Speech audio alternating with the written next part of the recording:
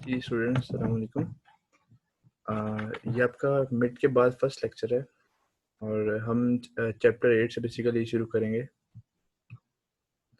तो chapter 8 basically है sampling records, ठीक है। रिकॉर्ड सैंपल से रिलेटेड है और इसमें हम शुरू करते हैं जी। जैसा कि आप जानते हैं कि कोई भी अगर बिजनेस होता है, सैम्पलिंग क्या होती है? सिंपल अगर आप देखें, अगर आप कुछ चीज़ टेस्ट करना चाह रहे हैं, लेट्स से आप मार्केट से कुछ चीज़ परचेज करना चाह रहे हैं, ठीक है। तो क्या आप सारे के सारी चीज़ टेस्ट करेंगे? लेट्स से आप किसी एक शॉप पे जाते हैं, किसी एक फ्रूट शॉप पे जाते हैं, ठीक है। आप कोई फ्रूट परचेज करना चाह रहे हैं, तो क्या वहाँ पर मौजूद सारे का सारा फ्रूट टेस्ट करेंगे या उसमें से कुछ चंद एक जो है फ्रूट निकाल कर, पीसेस निकाल कर टेस्ट करेंगे? क्योंकि आप हमेशा कुछ 2-3 पीसेस, 4 पीसेस लेकर टेस्ट करते हैं, तो ये जो पीसेस होती हैं, ये जो टेस्टिंग होती है, ये सैंपलिंग कहलाती है, ठीक है।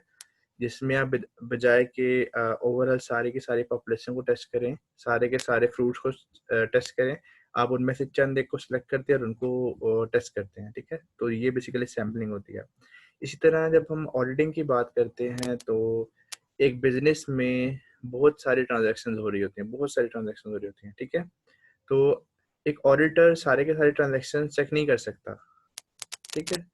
तो इसके लिए वो टेस्टिंग के लिए, ऑडिटिंग के लिए वो उसमें से सैंपल कलेक्ट करता है, उसमें से चंद एक सैंपल्स कलेक्ट करता है, देन उन पे वो अपने एनालिसिस लगाता है और उनको टेस्ट करके बताता है कि ये ओवरऑल स्टेटमेंट किस तरह की होती है। जैसे आप फ्रूट्स को टेस्ट करके बता देते हैं, 2-4 फ्रूट चेक करके, पीसी चेक करके बता सकते हैं कि इस शॉप के पास बेहतर फ्रूट है या नहीं है। इसी तरह ऑडिटर जो होता है, वो एक सैंपल कलेक्ट करके सारे डाटा में से वो सिर्फ सैंपल को टेस्ट करके बता देता है कि ये रिकॉर्ड किस तरह का है, कंपनी का रिकॉर्ड, ठीक है जी।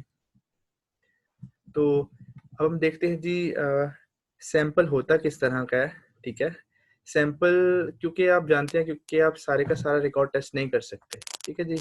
सो आपको पहले तो ये पता होना चाहिए कि रिकॉर्ड किस तरह का होता है, ठीक है।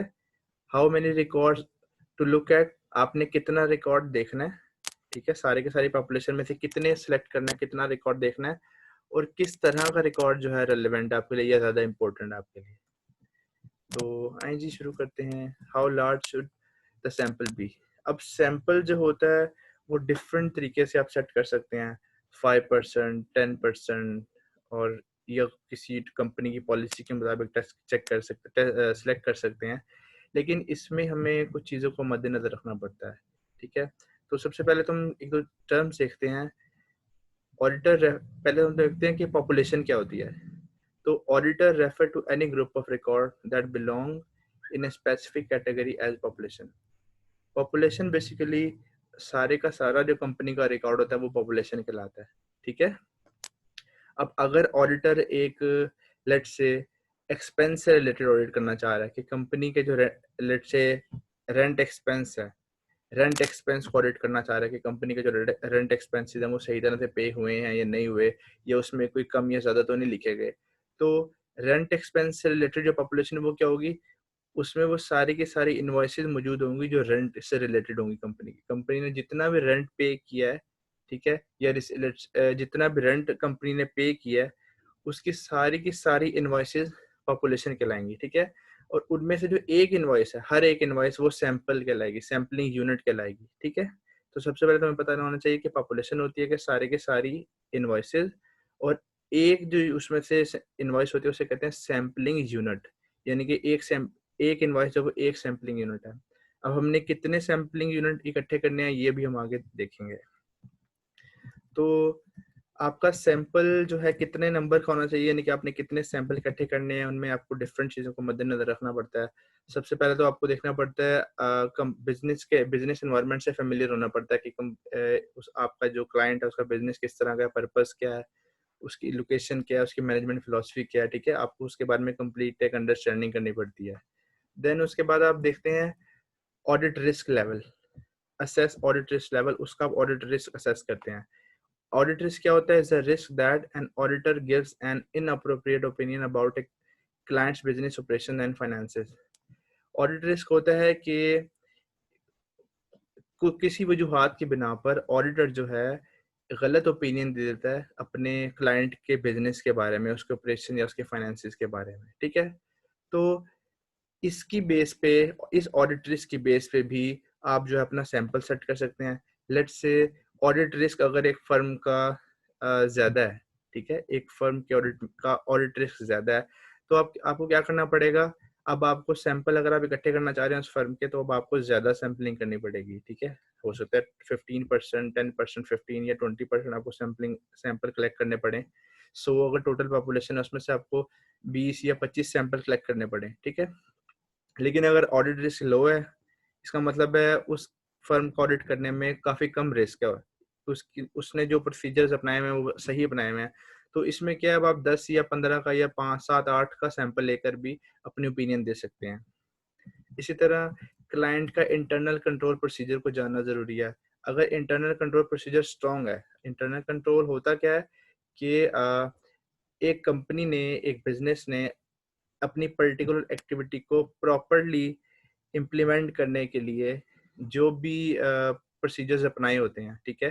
ताकि वो उस कंपनी का फाइनेंशियल स्टेटमेंट भी सही तरह से प्रेज़ेंट हो, उसको लॉस से बचा जा सके, एरर से बचा जा सके, थेफ्ट से, चोरी से बचा जा सके। क्योंकि इन सब चीज़ों से बचने के लिए कंपनी ने जो होती है वो कंट्रोल सेट करते हैं, जो आप लोग इससे पहले चैप्टर्स में पढ़ चुके हैं, ठीक है? वो इंटरनल कंट्रोल होता है। तो अगर एक कंपनी का इंटरनल कंट्रोल स्ट्रांग होगा, अगर आप ये असेस करते हैं कि इस कंपनी का इंटरनल कंट्रोल सिस्टम स्ट्रांग है, तो अब आप क्या करेंगे? अब आप एक छोटा-सा सैंपल लेकर उसकी बेस पे आप अपनी ओपिनियन दे देंगे, ठीक है? क्योंकि आपको पता है कि इनका इंटरनल कंट्रोल सिस्टम बेहतर है, अब आप छोटे से सैंपल की बेस पे ओपिनियन दे सकते हैं। लेकिन अगर आप देखते हैं कि इंटरनल कंट्रोल इनका वीक है, तो अब आपको लार्ज सैंपल उस कंपनी का कलेक्ट करना पड़ेगा। अच्छा जी, अब देखते हैं जी, select the correct sampling method. अब सैंपलिंग मेथड में क्या होता है कि आपने किस तरीके से सैंपल कलेक्ट करना है। जैसे कि इसमें एक छोटी सी चीज़ लिखी हुई है।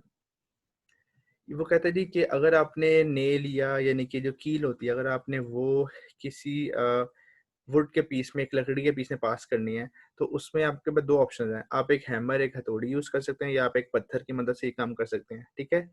वो कहता है ये काम दोनों चीज़ों से हो सकता है। हैमर से भी और एक पत्थर से, एक रॉक से भी। लेकिन बेहतर इफ़ेक्टिव क्या है कि आप हैमर यूज़ करें। ये इफ़ेक्टिव भी है, बेहतर है, इसमें आप अपना काम ईज़िली कर सकते हैं। इसी तरह सैंपल चूज़ करने के लिए भी एक प्रॉपर मेथड होना चाहिए, जिसकी बेस पे आप सैंपल कलेक्ट करें। ठीक है जी? तो ये अभी हम किस तरह सैंपलिंग मेथड, अभी हम इससे आगे एक सेक्शन में पढ़ेंगे। अभी फ़िलहाल हम देखते हैं कि सैंपल इम्पोर्टेंट क्यों होता है हमारे लिए। तो सैंपल बेसिकली देखें, सैंपल आप क्यों कलेक्ट करते हैं? क्योंकि आप पूरी पॉपुलेशन को मेजर नहीं कर सकते, उनको टेस्ट नहीं कर सकते, ठीक है? तो आप उस पॉपुलेशन का सैंपल लेते हैं। तो सैंपल इम्पोर्टेंट इसलिए होता है कि अगर आप सही सैंपल ही नहीं लेंगे, तो वो आपकी पॉपुलेशन को रिप्रेजेंट नहीं करेगा। अगर वो आपकी पॉपुलेशन को रिप्रेजेंट ही नहीं कर रहा, तो आप उस पर टेस्ट लगा के रिजल्ट्स निकाल भी देते हैं, इसका मतलब है आपने जो रिजल्ट्स निकाले हैं वो उस कंपनी की पॉपुलेशन से रिलेट ही नहीं करते, और उनकी बेसिस पे आप जो कंक्लूजन निकालेंगे वो आपका जो होगा इनएक्यूरेट होगा। लेट्स से किस तरह से हो सकता है? When you determine that the client's book are materially correct. आपने कंक्लूजन निकाला कि क्लाइंट की जो बुक्स हैं वो करेक्ट है, मटेरियली करेक्ट है, उसमें कोई मटेरियल मिसस्टेटमेंट नहीं है। लेकिन इन एक्चुअल वो उसमें मिसस्टेटमेंट्स हैं, वो करेक्ट नहीं है, ठीक है? आपने कहा कि करेक्ट हैं, आपने अपने कंक्लूजन की बेस पे कहा कि वो करेक्ट हैं, लेकिन इन एक्चुअल वो करेक्ट नहीं थी, उसमें गलतियाँ थी। या आपने कहा जी कि वो बुक्स करेक्ट नहीं है, लेकिन इन एक्चुअल वो करेक्ट थी। ऐसा हुआ क्यों? क्योंकि आपने सैंपल ही सही कलेक्ट नहीं किया था। अच्छा जी। अब टाइप्स ऑफ एविडेंस हैं जी जो आप नॉर्मली सैंपल करते हैं, जिनको सैंपल किया जा सकता है, ये वो टाइप्स ऑफ आपके एविडेंसेस हैं। जिसमें टेंजिबल एसेट्स आ जाते हैं। टेंजिबल एसेट्स आप जानते हैं, जो चीज़ें आपको नज़र आ रही होती हैं, ठीक है? गाड़ी है, ट्रक्स हैं, आपकी मशीनरी है, इक्विपमेंट है, आपका फर्नीचर है, फिक्सचर है, कंप्यूटर्स हैं, ठीक है? ये सारी की सारी चीज़ें टेंजिबल हैं, तो आप इनको सैंपल कर सकते हैं। लेट्स से अगर 300 कार्स हैं, तो आप उसमें से 10, 12, 15 को सैंपल करके उनको देख सकते हैं। इस तरह रिकॉर्ड और डॉक्यूमेंट्स है। रिकॉर्ड और डॉक्यूमेंट्स मतलब जो कंपनी की बुक्स हैं, जिसमें कंपनी ने एंट्री की हुई है, कंपनी ने सारा रिकॉर्ड मेंटेन किया हुआ है, या सोर्सेज हैं। लेट्स से कंपनी एक सेल करती है अपनी, ठीक है? अब सेल करने के बाद से एक आपकी कंपनी के पास एक इनवॉइस आ जाती है, ठीक है? इनवॉइस की कॉपियाँ देते हैं सेल्स इनवॉइस की, कि कंपनी ने 1 लाख की सेल की या 2 लाख की या जितने की भी की। तो वो एक सोर्स होता है, उसको सैंपल किया जा सकता है। कंपनी ने अगर 1 लाख की सेल की, कंपनी ने लिखा कि जी हमने 1 लाख की सेल की, तो आपने ये देखना है कि क्या इसका सोर्स डॉक्यूमेंट भी यही बता रहा है कि वाक़ई 1 लाख की सेल हुई है। तो ये जो डॉक्यूमेंट आपको ये बता रहा है या वो इनवॉइस आपको बता रहा है जिस पे लिखा होगा कि कंपनी ने 1 लाख की सेल किया, वो बेसिकली सोर्स डॉक्यूमेंट है। तो सोर्स डॉक्यूमेंट, ये जो रिकॉर्ड्स होता है, इसको भी सैंपल किया जा सकता है। ठीक है जी। अच्छा, अब री-परफॉर्मेंस री-परफॉर्मेंस ये होता है जी कि आप देखते हैं कि कंपनी ने जो प्रोसीजर्स चल रहे हैं, जिसकी बेसिस पे कंपनी काम कर रही है, तो क्या कंपनी वाले लोग जो हैं, एम्प्लॉयज़ हैं, वो कंपनी की पॉलिसी को फॉलो कर रहे हैं? लेट्स से कंपनी कहती है कि आपने सिर्फ उन लोगों को पे करनी है जिन्होंने अपनी टोटल अटेंडेंस या अपनी अटेंडेंस मार्क की हुई है अपनी अटेंडेंस शीट पे, ठीक है? तो सिर्फ उन्हीं को आपने चेक पास करने हैं। तो आप इसमें ये देखेंगे री-परफॉर्मेंस में कि क्या जिन-जिन लोगों को कंपनी ने अपनी सैलरीज़ दे चुकी है, चेक दे चुकी है, क्या उन उन सब की अटेंडेंस पूरी है? उन्होंने वाक़ई अटेंडेंस मार्क की हुई है या नहीं की हुई? इसे हम कहते हैं री-परफॉर्मेंस। देन है जी रीकैलकुलेशन। रीकैलकुलेशन ये होता है कि आप सिंपली रीकैलकुलेट करते हैं। कंपनी ने एक सेल इनवॉइस बनाई, उसने कहा जी हमने 10 यूनिट 10 यूनिट और 8,000 के हिसाब से सेल की है और टोटल हमारे इतने पैसे बने। तो आपने कैलकुलेट करके देखना है कि वाक़ई 10 को 8,000 में तो 80,000 आता है और कंपनी ने भी 80,000 ही लिखा हुआ है, ठीक है? मैं आपको सिंपल फिगर्स बता रहा हूँ, ये जो फिगर्स हैं कॉम्प्लेक्स हो सकते हैं। तो इसमें आप रीकैलकुलेशंस करके देख सकते हैं, इसकी भी सैंपलिंग आप कर सकते हैं। देन आप कन्फर्मेशन कर सकते हैं। कन्फर्मेशन क्या होता है कि आपकी कंपनी के बुक्स ऑफ अकाउंट्स में बैलेंस शो कर रहा है कि एक बिज़नेस है, एबीसी कंपनी है, उन्होंने आपके मिसाल के तौर पे 4 लाख रुपए देने हैं। तो आप कन्फर्मेशन कर सकते हैं। आप उस एबीसी कंपनी को लेटर लिख सकते हैं, उनसे पूछ सकते हैं कि यार आपने इस बंदे के या इस कंपनी के कितने पैसे देने हैं? क्या वो भी यही कहेगा कि मैंने 4 लाख देने हैं या नहीं देने? तो यहाँ से आपको कन्फर्म हो जाएगा कि वाक़ई कंपनी का रिकॉर्ड ठीक है। अच्छा जी। अब अभी हमने वो एविडेंसेस पढ़े हैं जिनकी सैंपलिंग की जा सकती है, जिसमें से आप पूरी पॉपुलेशन में से चंद एक सैंपल्स को कलेक्ट कर सकते हैं। अब हम वो देखते हैं जिनमें से कि आप सैंपलिंग नहीं कर सकते, ठीक है? कंपनी के कुछ चीज़ें ऐसी होती हैं जिनको आप सैंपल नहीं कर सकते। वो क्या है? लेट्स से इंक्वायरी। आप एक मैनेजर के पास गए, आपने उसे क्वेश्चंस किए, ठीक है? आपने क्वेश्चंस किए कि यार ये काम कैसे करते हो? ये काम कैसे करते हो? ये काम कैसे करते हो? आपने क्वेश्चन नहीं किया, अब आपने ये अपनी इंक्वायरी पूरी कर ली। तो क्या आप इस इंक्वायरी को सैंपल कर सकते हो? क्या आप ये कह सकते हो कि भई मैंने इस मैनेजर से 25 सवाल पूछे थे, इसने मुझे 20 सही बताए, तो इसका मतलब है मैं इसकी बेसिस पे, इस सैंपल की बेसिस पे अपना ओपिनियन दे सकता हूँ? नहीं। बल्कि इस इंक्वायरी की बेसिस पे ओवरऑल पिक्चर आप देखते हैं कि टोटली मैनेजर ने आपको किस तरह के आंसर्स दिए हैं और अब आप उस टोटल को कंसीडर करके उस पे ओपिनियन देते हैं। इसी तरह ऑब्जर्वेशन, आप ऑब्जर्व करने गए कि एम्प्लॉयज़ काम कर किस तरह से रहे हैं। आप वहाँ पर ऑफ़िस में गए, आप देख रहे हैं कि यार ये किस तरह से काम हो रहा है, कैश किस तरह से सर्कुलेट कर रहा है, कैश रिसीव कैसे हो रहा है, कैश पे कैसे किया जा रहा है, चेक्स कैसे बन रहे हैं, आप ऑब्जर्व कर रहे हैं। तो क्या आप इस ऑब्जर्व करने में भी सैंपलिंग कर सकते हैं? नहीं। इसको जब आप ऑब्जर्व करेंगे, आपको पास एक कंप्लीट पिक्चर आ जाएगी कि कंपनी में किस तरह से काम हो रहा है। तो आप इस कंप्लीट पिक्चर को ही कंसीडर करेंगे अपनी ओपिनियन लेते हुए। इसकी सैंपलिंग नहीं कर सकते आप। ऑब्जर्वेशन को की सैंपलिंग नहीं कर सकते, पूरे ऑब्जर्वेशन का रिजल्ट ही आपको देना पड़ेगा। कोई इंक्वायरी की, उस पूरी इंक्वायरी को ही कंसीडर करना पड़ेगा, ना कि उसको इंक्वायरी में से कुछ खास पोर्शन को सैंपल किया जाए, ऐसा नहीं हो सकता। अब देखते हैं जी ऑडिट सैंपलिंग मेथड। हमने पहले देखा था कि ऑडिट को डिफरेंट तरीके से सैंपल किया जा सकता है। अब ये ऑडिट सैंपलिंग मेथड आ गए, किस तरीके से सैंपल किया जा सकता है। तो फर्स्ट वन है जी आपका एट्रीब्यूट सैंपलिंग। अब एट्रीब्यूट सैंपलिंग क्या होती है? एट्रीब्यूट सैंपलिंग बेसिकली ये होती है कि आप देखते हैं कि सैंपल में एक ख़ास क्वालिटी है या नहीं है। अब उसकी बेस पे सैंपल सेलेक्ट कर सकते हैं। लेट्स से आप कहते हैं कि यार इन परचेज़ ऑर्डर हैं, ठीक है? आप कंपनी के परचेज़ ऑर्डर्स देख रहे हैं, उसका आप कंट्रोल प्रोसीजर चेक कर रहे हैं। आप कहते हैं कि यार कंपनी का कंट्रोल प्रोसीजर कहता है कि इस कंपनी में जो परचेज़ेज़ भी $50 से ज़्यादा की होंगी, ठीक है? कंपनी वाले जो भी परचेज़ $50 से ज़्यादा से की करेंगे, वो परचेज़ ऑर्डर के थ्रू की जाएगी, वो डायरेक्टली परचेज़ नहीं की जा सकती। प्रॉपर एक परचेज़ ऑर्डर बनेगा, उस पे ऑथराइज़्ड पर्सन जो होगा साइन करेगा, फिर वो परचेज़ की जा सकेगी। तो अब आप इसका इसका अगर आप क्या कहते हैं टेस्ट करना चाह रहे हैं, ऑडिट करना चाह रहे हैं, तो ये आपकी एट्रिब्यूट सैंपलिंग होगी। क्यों? क्योंकि आप इस पर्टिकुलर ट्रांजैक्शन में, पर्टिकुलर परचेज ऑर्डर में आप इसकी एट्रीब्यूट देख रहे हैं। अब इस अगर मैं आपसे पूछूं, अगर आप ये चीज़ सोचें कि इस पर्टिकुलर ट्रांजैक्शन में क्या एट्रीब्यूट है, तो आप कहेंगे कि ये वो ट्रांजैक्शन है जो $50 से ऊपर है और इसमें हो एट्रीब्यूट क्या होनी चाहिए कि ये परचेज ऑर्डर के थ्रू आपकी ट्रांजैक्शन कंप्लीट होनी चाहिए। ठीक है, तो ये एट्रीब्यूट सैम्पलिंग है। आप ये भी कह सकते हैं कि यार सारी की सारी वो ट्रांजैक्शन चेक करो कि जो $100 से ऊपर है, और कंपनी की पॉलिसी ये कहती है कि $100 से ऊपर जो भी परचेज होगी वो परचेज ऑर्डर के थ्रू होगी।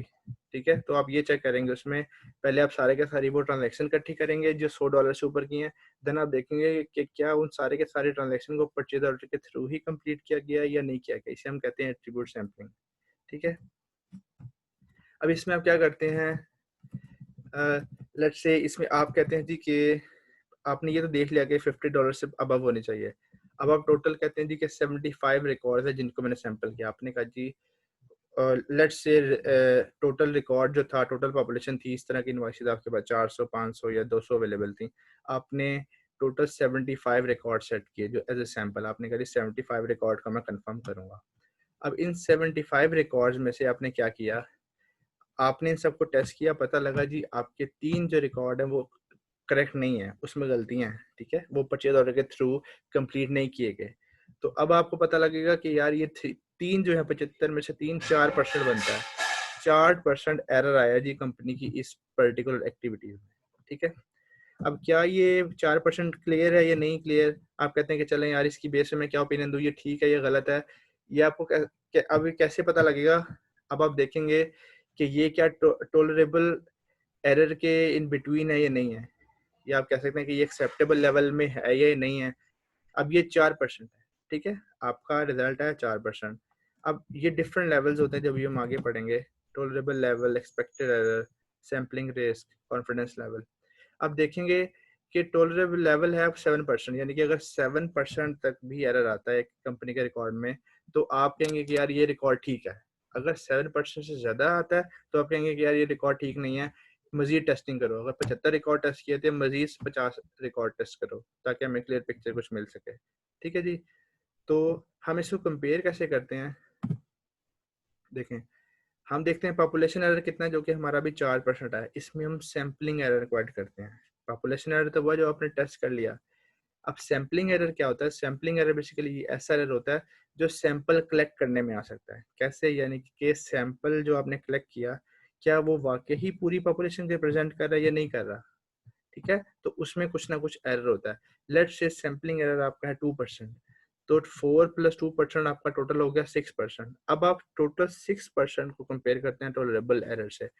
टोलरेबल एरर 7% है और आपका टोटल जो आपका एरर आया वो आया 6%। तो इसका मतलब है आपका जो एरर आया वो कम आया टोलरेबल लेवल से। तो आप कह सकते हैं कि यार हम कंपनी के इंटरनल कंट्रोल सिस्टम पे रिलाई कर सकते हैं। ठीक है, अगर इससे ज़्यादा है तो आप कहेंगे कि इंटरनल कंट्रोल सिस्टम पे हम रिलाई नहीं कर सकते। ठीक है जी,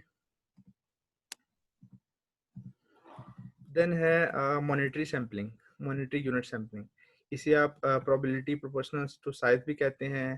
देन आप इसे डॉलर यूनिट सैम्पलिंग भी कहते हैं। ठीक है, ये क्यों की जाती है, ये बेसिकली की जाती है एक्यूरेसी ऑफ फाइनेंशियल अकाउंट्स की। ठीक है, कि फाइनेंशियल अकाउंट सही बने हुए हैं या नहीं बने हुए। ठीक है जी, पहले वाली जो थी वो मोस्टली होती है कि आपने कोई पर्टिकुलर डॉक्यूमेंट्स चेक करने हैं। देखें ये कंपनी के ये जो डॉक्यूमेंट्स हैं, $50 से ऊपर के जो डॉक्यूमेंट हैं वो एक पॉलिसी पे इम्प्लीमेंट करते हुए कंप्लीट किए जा रहे हैं, नहीं किए जा रहे, उसमें आप वो मोस्टली चेक करते थे। मॉनिटरी यूनिट सैम्पलिंग में आप क्या करते हैं, आप mostly account receivable, accounts payable, ये लोन्स रिसीवेबल, इन्वेंट्री, इस टाइप की जो फिगर्स होती हैं आप उनको टेस्ट करते हैं। ठीक है, तो इसमें सैम्पलिंग यूनिट, इसमें क्या होता है मॉनिटरी यूनिट सैम्पलिंग में कि जितने रुपए की ट्रांजैक्शन होती है उतने ही सैम्पलिंग यूनिट हम कहते हैं कि इसमें मौजूद है। अगर एक $40 की ट्रांजैक्शन है, 40 रुपए की ट्रांजैक्शन है, तो हम कहेंगे जी कि ये इस ट्रांजैक्शन में 40 सैम्पलिंग यूनिट्स हैं।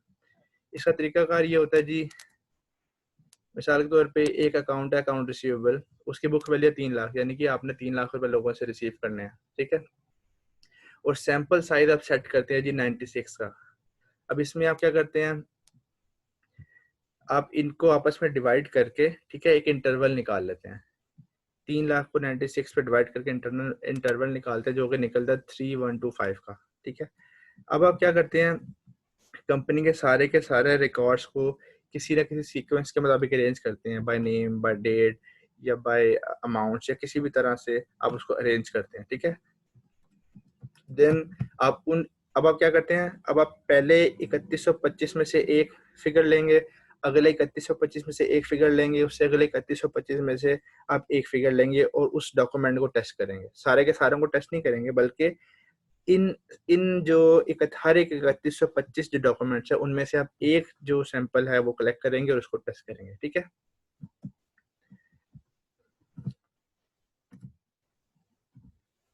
अच्छा, ये इसको आप रहने दें, क्लासिकल वेरिएबल सैम्पलिंग। देन है जी non statistical sampling. Non statistical में क्या होता है कि आप कोई स्टैटिस्टिकल टूल अप्लाई नहीं करते, ठीक है, बल्कि क्या होता है, आपकी प्रोफेशनल जजमेंट की बेस पे या किसी फर्म की पॉलिसी की बेस पे आप ये सब कुछ कर सकते हैं, ठीक है।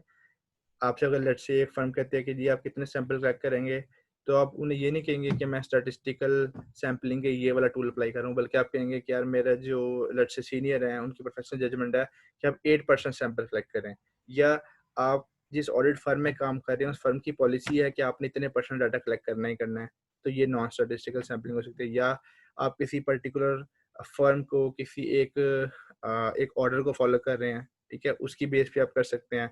आपकी जो लेट्स से गवर्नमेंट कहती है कितने परसेंट जो है वो आपने सैंपल लेना ही लेना है, इसे आप कैसे, ये भी नॉन स्टैटिस्टिकल सैंपलिंग होती है, ठीक है। Let's say if X happens, it's firm policy to select Y record. मतलब इस एग्जांपल कैसे लेंगे, फर्म पॉलिसी में dictate that the sample size must be 100 to 150 records. अगर कंट्रोल रिस्क मौजूद होगा तो फर्म की पॉलिसी है कि हमने 100 से 150 रिकॉर्ड लाजमी टेस्ट करने हैं। अगर कंट्रोल रिस्क मौजूद नहीं होगा या लेस कम होगा तो हम क्या करेंगे, 100 हम 50 से 75 कर लेंगे या 20 से 25 कर लेंगे। तो हम किसी न किसी बेस पे हम अपना ये सैंपल सेलेक्ट कर देते हैं, लेकिन ये नॉन प्रोबेबिलिटी सैंपलिंग है, ठीक है जी। अब इसमें आप जो सैंपल सेलेक्ट करते हैं वो किस तरह करते हैं, एक एक हैज़र्ड सैंपलिंग है, ठीक है, जिसमें आप क्या करते हैं, आप कॉन्शियस बायस मौजूद नहीं होती, ठीक है, आप कॉन्शियसली कोई बायस मौजूद नहीं होती, कॉन्शियसली आप उसमें जान के गड़बड़ नहीं कर रहे होते, बल्कि आप वैसे ही आप जो जनरली कहते हैं, आप कहते हैं कि यार मैं हर 15वां जो आइटम है उसको टेस्ट करूंगा, हर जो मैं 75th जो आइटम है मैं उसको टेस्ट करूंगा, ये हैज़र्ड सैंपलिंग हो सकती है, ठीक है। या सिंपली आपकी प्रोफेशनल जजमेंट की बेस पे सैंपलिंग हो सकती है, ठीक है, इसे बिग सरप्राइज सैंपलिंग भी कहते हैं। अच्छा जी, अब असेसिंग सैम्पलिंग रिस्क। अब सैम्पलिंग में सेल्फ रिस्क मौजूद हो सकता है, ठीक है। सैम्पलिंग रिस्क क्या होता है, the possibility that you may select a sample that does not accurately reflect clients true situation, ठीक है। सैम्पलिंग रिस्क क्या होता है कि जो आपने सैंपल कलेक्ट किया वो एक्यूरेटली क्लाइंट की सिचुएशन को रिप्रेजेंट नहीं कर रहा, रिफ्लेक्ट नहीं कर रहा, ठीक है, उसको बयान नहीं कर पा रहा। इसकी डिफरेंट वजूहत हो सकती हैं जी। एक क्या है जी कि you are looking at the company record of you are looking at the record of a company you know only from the outside. एक वजह ये भी हो सकती है क्योंकि आप उस कंपनी का हिस्सा नहीं है, तो उसमें बहुत सारी चीजें ऐसी होती हैं जो आप स्किप कर सकते हैं, जो आपकी नज़र में ना हो सकता है कि आपकी नज़र में ना आए, तो ये एक वजह हो सकती है सैंपल रिस्क होने की। सेकेंडली, मैनेजमेंट कुछ जो रिकॉर्ड है वो एरर छुपा रही होती है, ठीक है। थर्ड क्या होता है जी, कंपनी में have made inadvertent mistake in its reporting. Company से गलती हो गई, लेकिन कौन सी, अनकॉन्शियसली, ठीक है, वो ऐसा चाहते नहीं थे करना लेकिन उससे ऐसी गलती हो गई, ठीक है। देन कंपनी के जो एम्प्लॉयज है वो खुद आपको धोखा देने की कोशिश कर रहे हैं, उन्होंने खुद आपस में मिलकर कोई फ्रॉड किया है और वो आपसे छुपाना चाह रहे हैं, तो इस वजह से भी सैम्पलिंग में रिस्क आ सकता है। अच्छा जी, अब है जी dealing with sampling risk. When selecting a sample of records to audit, you can run into two different types of detection risk. वो कहते हैं जब आप सैंपल सेलेक्ट कर रहे होते हो तो आपको दो तरह का रिस्क हो सकता है, दो तरह का डिटेक्शन रिस्क हो सकता है। एक है जी इनकरेक्ट रिजेक्शन और एक है इनकरेक्ट एक्सेप्टेंस। अब ये वन बाय वन देखते हैं क्या होता है जी। इनकरेक्ट रिजेक्शन होता है कि some time you may decide that a certain record does not represent the whole population of record, but it actually does. आपने सैंपल कलेक्ट किया, ठीक है, लेकिन आपने कहा कि यार मुझे लग रहा है कि ये जो मैंने सैंपल कलेक्ट किया है ये पॉपुलेशन को रिप्रेजेंट नहीं कर रहा, ठीक है जी, लेकिन इन एक्चुअल वो कर रहा होता है। लेकिन अब इसका नुकसान क्या होता है? आपने ऐसा कर तो लिया, आपने इनकरेक्टली उसे रिजेक्ट तो कर दिया, आपने ये तो कह दिया कि यार ये सैंपल कलेक्ट जो है रिप्रेजेंट नहीं कर रहा पॉपुलेशन को, लेकिन इसका नुकसान ये होगा अब आपको मजीद डाटा इकट्ठा करना पड़ेगा, ठीक है। जब आप मजीद डाटा इकट्ठा करेंगे आपका टाइम लगेगा, आपकी कॉस्ट उस पर आएगी, ठीक है जी। एक तो ये इसका नुकसान होगा, दूसरा ये होगा कि जब आप दोबारा वापस कंपनी के पास जाएंगे, उनके अकाउंटिंग स्टाफ के पास जाएंगे, उन्हें कहेंगे कि यार हमें मजीद रिकॉर्ड चाहिए, तो वो इससे इरिटेट होंगे, वो इससे तंग होंगे, ठीक है। अब इनकरेक्ट एक्सेप्टेंस क्या होता है? आपने डाटा कलेक्ट किया, आपने सैंपल कलेक्ट किए और आपने कहा कि यार हाँ बस ये जो सैंपल मैंने कलेक्ट कर लिए हैं और ये पॉपुलेशन को रिप्रेजेंट कर रहे हैं, ठीक है, और आपने बस इसको एक्सेप्ट कर लिया, लेकिन ये इनकरेक्ट एक्सेप्टेंस है क्योंकि वो सैंपल इन एक्चुअल रिप्रेजेंट नहीं कर रहा होता। अब इसका नुकसान ये होता है कि आप जो भी कंक्लूजन उसकी बेस पे लेके आते हैं वो कंक्लूजन गलत होता है, ठीक है जी। अब है जी acceptable sampling risk. Acceptable sampling risk, sampling risk percentage is set by your firm. Sampling risk जो परसेंटेज होती है कि अब कितना अगर रिस्क आ जाए सैंपल में तो आप एक्सेप्ट करेंगे, तो ये बेसिकली आपकी फर्म आपको प्रोवाइड कर रही होती है, ठीक है, आपकी फर्म प्रोवाइड कर सकती है, या लेट्स से आपके जो ऑडिट टीम के जो लीडर्स हैं वो अप्लाई कर सकते हैं अपने एक्सपीरियंस की बेस पे। ये क्या चीज़ है? सैम्पलिंग नंबर्स नहीं है बल्कि सैम्पलिंग रिस्क है कि कितना रिस्क हमारे लिए एक्सेप्टेबल है, ठीक है। पहले जो हमने पढ़ा था वो सैम्पलिंग नंबर से, यस सैम्पलिंग रिस्क। इसके अलावा फर्म की पॉलिसी की बेस पे सैम्पलिंग रिस्क कर सकते हैं कि यार आप जो 3% जो सैम्पलिंग रिस्क है वो एक्सेप्टेबल है। पॉपुलेशन या पॉपुलेशन साइज की बेस पे भी कर सकते हैं, ठीक है, एनालिटिकल प्रोसीजर्स की बेस पे कर सकते हैं, या आपकी जो ऑडिट जो स्टैंडर्ड बोर्ड है उसकी बेस पे आप कर सकते हैं। आपकी गवर्नमेंट आपको कहती है कि आपने इतने परसेंट तक अलाउ है आपको सैम्पलिंग रिस्क, तो आप उसकी बेस पे भी सेट कर सकते हैं, ठीक है। कॉन्फिडेंस लेवल क्या होता है कि आपने जो ओपिनियन दी है उस पर आप कितने परसेंट कॉन्फिडेंट है, जितना जो आपने सैंपल कलेक्ट करने के बाद उस पर लेट से आपने ओपिनियन दी है, तो वो कितने परसेंट ट्रू है, कितने परसेंट आपकी जो है वो कॉन्फिडेंट है आप। अगर सैम्पलिंग रिस्क जो है वो आपका 5% है, तो आप इसका मतलब है 100 में से 5% सैम्पलिंग रिस्क है, बाकी 95% आप कॉन्फिडेंट है उसके बारे में, ठीक है। तो ये सिंपली कॉन्फिडेंस लेवल होता है। अच्छा चलें अभी हम यहीं तक करते हैं, इसको आप देखें, इसको समझें अच्छी तरह से, और आप ये क्यूरी हो तो आप डिस्कशन सेशन में कर सकते हैं। Thank you so much.